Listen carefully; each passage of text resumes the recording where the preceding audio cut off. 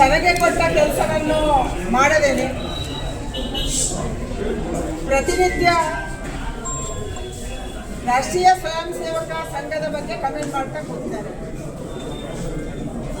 ಹಿಂದೆ ಅವರು ಗ್ರಾಮೀಣಾಭಿವೃದ್ಧಿ ಸಚಿವರಾಗಿದ್ದರು. ಅದರಲ್ಲಿ ಅವರ ಸಾಧನೆ ಏನು?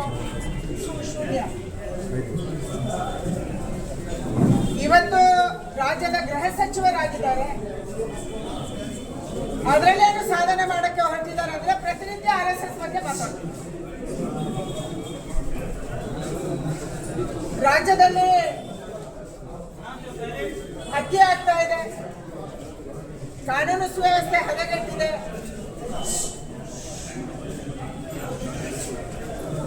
ಹಲವಾರು ಸಮಸ್ಯೆಗಳಿದ್ದಾವೆ. ಇಷ್ಟೊಂದು ಹೆಣ್ಣು ಮಕ್ಕಳ ನಾಪತ್ತೆ ಆಗ್ತಾ ಇದೆ, ಗಂಡು ಮಕ್ಕಳ ನಾಪತ್ತೆ ಆಗ್ತಾ ಇದೆ. ಎಲ್ಲೋಗ್ತಿದ್ದಾರೆ ಗೊತ್ತಿಲ್ಲ. ಸಾವಿರಾರು ಜನಕ್ಕೆ ಇವತ್ತು ಲೆಕ್ಕನೇ ಇಲ್ಲದಂತೆ ನಾಪತ್ತೆ ಆಗ್ತಾ ಇದ್ದಾರೆ. ಇದು ಯಾವುದೇ ಕಡೆ ಗಮನ ಕೊಡಲಿದೆ. ದಿನ ಅವರಿಗೆ ಟಿವಿಯಲ್ಲಿ ಬರಬೇಕು, ದಿನ ಅವರು ಸುದ್ದಿಯಲ್ಲಿ ಇರಬೇಕು. ಅವರು ಸುದ್ದಿಯಲ್ಲಿ ಇರೋದಕ್ಕಾಗಿ RSS ಅಂತ ಮಾತಾಡಬೇಕು.